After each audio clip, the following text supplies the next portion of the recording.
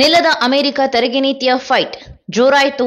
ಪರ ವಿರೋಧ ಜಟಾಪಟಿ. ಮಸೂದೆಗೆ ಮತ ಹಾಕಿದವರಿಗೆ ನಾಚಿಕೆಯಾಗಬೇಕು. ಎಲ್ಲ ತಪ್ಪು ಮಾಡಿದ್ದೀರಿ. ಅಮೆರಿಕದ ಜನರಿಗೆ ದ್ರೋಹ ಬಗೆದವರನ್ನ ಮನೆಗೆ ಕಳುಹಿಸ್ತೀನಿ. ಅಧ್ಯಕ್ಷ ಟ್ರಂಪ್ ವಿರುದ್ಧ ಎಲಾನ್ ಮಸ್ಕ್ ಗುಡುಗಿದ್ದೇಕೆ? ಸರ್ಕಾರದಲ್ಲಿದ್ದಾಗ ಟೆಸ್ಲಾ ಮುಖ್ಯಸ್ಥ ಮಾಡಿದ್ದೇನು? ಅಮೆರಿಕ ಸರ್ಕಾರದಿಂದ ಹೊರಬಂದ ಬೆನ್ನಲ್ಲೇ ಟೆಸ್ಲಾ ಮುಖ್ಯಸ್ಥ ಎಲಾನ್ ಮಸ್ಕ್ ಅವರು ಅಧ್ಯಕ್ಷ ಡೊನಾಲ್ಡ್ ಟ್ರಂಪ್ ವಿರುದ್ಧ ಕೆಂಡಾಮಂಡಲವಾಗಿದ್ದಾರೆ. ಟ್ರಂಪ್ ಅವರ ಕನಸಿನ ತೆರಿಗೆ ಬಿಲ್ಗೆ ಸಂಬಂಧಿಸಿದಂತೆ ಉಂಟಾದ ಭಿನ್ನಾಭಿಪ್ರಾಯದಿಂದ ಡಿಒಜಿ ಮುಖ್ಯಸ್ಥರ ಹುದ್ದೆಯನ್ನ ಮಸ್ಕ್ ತೊರೆದಿದ್ದಾರೆ. ಈಗ ಅದೇ ವಿಚಾರವನ್ನ ಇಟ್ಟುಕೊಂಡು ಟ್ರಂಪ್ ನೀತಿಯನ್ನ ಬಹಿರಂಗವಾಗಿಯೇ ವಿರೋಧಿಸಿದ್ದಾರೆ. ಅಮೆರಿಕದ ಜನರಿಗೆ ದ್ರೋಹ ಬಗೆದ ಎಲ್ಲಾ ರಾಜಕಾರಣಿಗಳನ್ನ ನಾವು ವಜಾಗೊಳಿಸುತ್ತೇವೆ. ಇನ್ನು ಪ್ರಮುಖವಾಗಿ ಅಮೆರಿಕದ ಅಧ್ಯಕ್ಷ ಡೊನಾಲ್ಡ್ ಟ್ರಂಪ್ ವಿರುದ್ಧ ವಾಗ್ದಾಳಿ ನಡೆಸಿರುವ ಮಸ್ಕ್, ಕ್ಷಮಿಸಿ, ಇನ್ನು ಮುಂದೆ ಇದನ್ನು ನಾನು ಸಹಿಸಲಾರೆ. ಈ ಅತಿರೇಕದ ಮಸೂದೆಯು ಅಸಹ್ಯಕರವಾಗಿದೆ. ಇದಕ್ಕೆ ಮತ ಹಾಕಿದವರಿಗೆ ನಾಚಿಕೆ ಆಗಬೇಕು. ನೀವು ತಪ್ಪು ಮಾಡಿದ್ದೀರಿ ಎನ್ನುವುದು ನಿಮಗೆ ತಿಳಿದಿದೆ.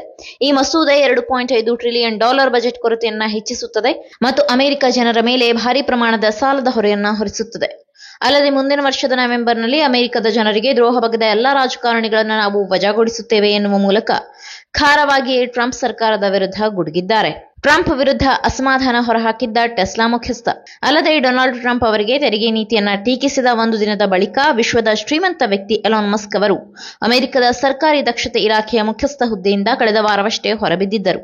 ಆದಾಯಕ್ಕಿಂತ ಖರ್ಚು ಹೆಚ್ಚಾದರೆ ಡಿಒಜಿ ದಕ್ಷತೆಯ ಮೇಲೆ ಪರಿಣಾಮ ಬೀರಲಿದ್ದು ಇದು ಇಲಾಖೆಯನ್ನ ದುರ್ಬಲಗೊಳಿಸಲಿದೆ ಎಂದು ಮಸ್ಕ್ ತಮ್ಮ ಆಪ್ತರಾಗಿದ್ದ ಟ್ರಂಪ್ ವಿರುದ್ಧ ಅಸಮಾಧಾನ ವ್ಯಕ್ತಪಡಿಸಿದ್ದರು. ಈ ಮಸೂದೆ ಬಜೆಟ್ ಕೊರತೆಯನ್ನ ಹೆಚ್ಚಿಸುತ್ತದೆ ಎಂದಿದ್ದ ಮಸ್ಕ್, ಡೊನಾಲ್ಡ್ ಟ್ರಂಪ್ ಅವರು ವೆಚ್ಚ ಕಡಿತಗೊಳಿಸಲು ಬಿಗ್ ಬ್ಯೂಟಿಫುಲ್ ಮಸೂದೆಯನ್ನ ಪರಿಚಯಿಸಿದ್ದರು. ಈ ಮಸೂದೆಯ ಬಗ್ಗೆ ಅಮೆರಿಕದ ಆರ್ಥಿಕ ತಜ್ಞರು ವಿರೋಧ ವ್ಯಕ್ತಪಡಿಸಿದ ಬೆನ್ನಲ್ಲೇ ಮಸ್ಕ್, ಈ ಮಸೂದೆ ಬಜೆಟ್ ಕೊರತೆಯನ್ನ ಹೆಚ್ಚಿಸುತ್ತದೆ. ಮಸೂದೆಯನ್ನು ದೊಡ್ಡದಾಗಿರಬಹುದು ಅಥವಾ ಸುಂದರವಾಗಿರಬಹುದು, ಆದರೆ ಅದು ಎರಡೂ ಆಗಬಹುದೇ ಅಂತ ನನಗೆ ತಿಳಿದಿಲ್ಲ. ಆದರೆ ಇದು ನನ್ನ ವೈಯಕ್ತಿಕ ಅಭಿಪ್ರಾಯ ಎಂದು ಹೇಳುವ ಮೂಲಕ ಮಸ್ಕ್ ಅಮೆರಿಕದ ಅಧ್ಯಕ್ಷರ ವಿರುದ್ಧ ಸೆಡ್ಡು ಹೊಡೆದಿದ್ದರು. ಎಲಾನ್ ಮಸ್ಕ್ ಕ್ರಮದಿಂದ ಸರ್ಕಾರ ಅಸಮಾಧಾನಗೊಂಡಿತ್ತು. ಗಮನಾರ್ಹ ಅಂಶವೆಂದರೆ ಅಮೆರಿಕದ ಅಧ್ಯಕ್ಷೀಯ ಚುನಾವಣೆಯಲ್ಲಿ ಮಸ್ಕ್ ಅವರು ಡೊನಾಲ್ಡ್ ಟ್ರಂಪ್ ಪರ ಮತಯಾಚನೆ ಮಾಡಿದ್ದರು. $250 ಮಿಲಿಯನ್ಗಿಂತಲೂ ಹೆಚ್ಚು ಖರ್ಚು ಮಾಡಿದ್ದ ಮಸ್ಕ್ಗೆ ಇದು ತೀಕ್ಷ್ಣವಾದ ಬದಲಾವಣೆಯನ್ನ ತಿಳಿಸುತ್ತದೆ. ಅಲ್ಲದೆ ಅಮೆರಿಕದಲ್ಲಿ ಟ್ರಂಪ್ ಸರ್ಕಾರ ಅಧಿಕಾರಕ್ಕೆ ಬಂದ ಬಳಿಕ ಡಿಒಜಿ ಮುಖ್ಯಸ್ಥರನ್ನಾಗಿ ಮಸ್ಕ್ ಅವರನ್ನ ನೇಮಕ ಮಾಡಿಕೊಂಡಿದ್ದರು. ಇದಾದ ನಂತರ ಮಸ್ಕ್ ಆರ್ಥಿಕ ವೆಚ್ಚವನ್ನ ತಗ್ಗಿಸುವ ನಿಟ್ಟಿನಲ್ಲಿ ಹಲವಾರು ಸರ್ಕಾರಿ ಇಲಾಖೆಗಳನ್ನ ಮುಚ್ಚಿದರು.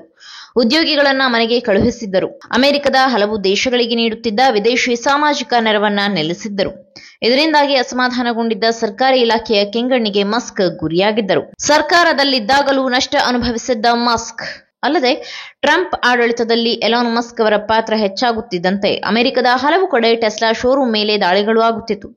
ಇದರಿಂದಾಗಿ ಟೆಸ್ಲಾ ಕಂಪನಿಗೆ ಭಾರಿ ನಷ್ಟವಾಗಿತ್ತು. ಅಲ್ಲದೆ ಮಸ್ಕ್ ಅವರು ನಿರಂತರವಾಗಿಯೂ ಸರ್ಕಾರದ ಕೆಲಸ ಕಾರ್ಯಗಳಲ್ಲಿ ತೊಡಗಿಕೊಂಡಿದ್ದ ವೇಳೆಯೂ ಅವರ ಉದ್ಯಮದಲ್ಲಿ ಸಾಕಷ್ಟು ನಷ್ಟವಾಗಿತ್ತು. ಆದರೆ ಇದನ್ನು ಲೆಕ್ಕಿಸದೆ ಅವರು ಟ್ರಂಪ್ ಸರ್ಕಾರದಲ್ಲಿ ತಮ್ಮ ಹುದ್ದೆಯನ್ನ ನಿಭಾಯಿಸುತ್ತಿದ್ದರು. ಆದರೆ ಟ್ರಂಪ್ ತರುತ್ತಿರುವ ಒಂದೊಂದು ನೀತಿಗಳು, ಅದರಲ್ಲೂ ತೆರಿಗೆ ವಿಚಾರದಲ್ಲಿ ಇಟ್ಟಿರುವ ಹೆಜ್ಜೆಯನ್ನು ಟೀಕಿಸಿದ ಬಳಿಕ ಪರಿಸ್ಥಿತಿ ಅರಿತಿದ್ದ ಮಸ್ಕ್ ಅಲ್ಲಿಂದ ಹೊರಬಂದಿದ್ದು ಈಗ ಟ್ರಂಪ್ ಸರ್ಕಾರದ ವೈಫಲ್ಯಗಳ ವಿರುದ್ಧ ತಮ್ಮ ಸಮರ ಸಾರಿದ್ದಾರೆ. ದಿನಗಳೆದಂತೆ ಈ ದಿಗ್ಗಜರ ನಡುವಿನ ಗುದ್ದಾಟ ಹೀಗೆ ಮುಂದುವರೆದರೆ ಇನ್ನೊಂದು ಹಂತ ತಲುಪುವುದನ್ನ ಅಲ್ಲಗಳೆಯುವಂತಿಲ್ಲ. ಈ ಮಾಹಿತಿ ನಿಮಗೆ ಇಷ್ಟವಾಗಿದ್ದಲ್ಲಿ ಈ ಬಗ್ಗೆ ಕಮೆಂಟ್ ಮಾಡಿ, ವಿಡಿಯೋನ ಲೈಕ್ ಮಾಡಿ, ಶೇರ್ ಮಾಡಿ. ನಮ್ಮ ಚಾನೆಲ್ನ ಸಬ್ಸ್ಕ್ರೈಬ್ ಮಾಡದಿದ್ದಲ್ಲಿ ಬೇಗ ಸಬ್ಸ್ಕ್ರೈಬ್ ಮಾಡಿ. ಧನ್ಯವಾದ.